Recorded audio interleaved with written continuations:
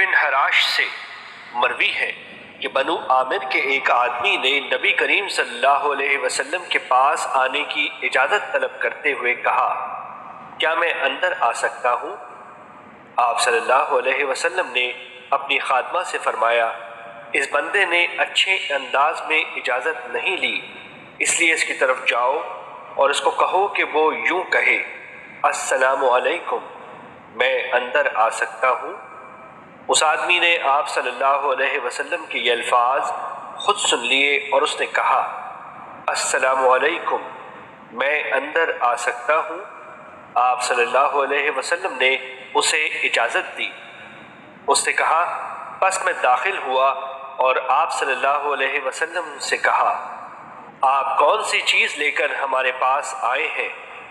آپ صلی اللہ علیہ وسلم نے فرمایا، جی میں خیر ہی لے کر آیا ہوں۔ اس کی تفصیل یہ ہے کہ میں تمہارے پاس اس لیے آیا ہوں کہ تم اللہ تعالیٰ کی عبادت کرو جو کہ یکتا و یگانہ ہے، اس کا کوئی شریک نہیں، اور تم لات و عزیٰ کو چھوڑ دو اور دن رات میں 5 نمازیں ادا کرو، 1 سال میں 1 ماہ کے روزے رکھو، بیت اللہ کا حج کرو اور اپنے مالدار لوگوں سے زکوٰۃ کا مال لے کر اپنے فقیروں میں تقسیم کر دو۔ اس بندے نے کہا، کیا عمل کی کوئی ایسی قسم بھی ہے جو آپ نہیں جانتے؟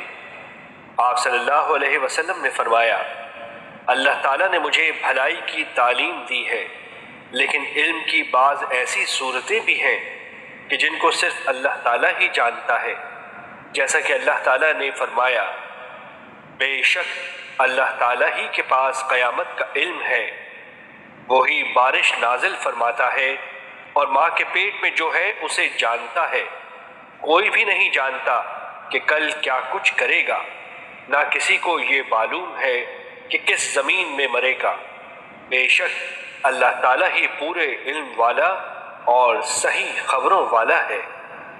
سورہ لقمان 34۔ حدیث نمبر 72، مسند احمد۔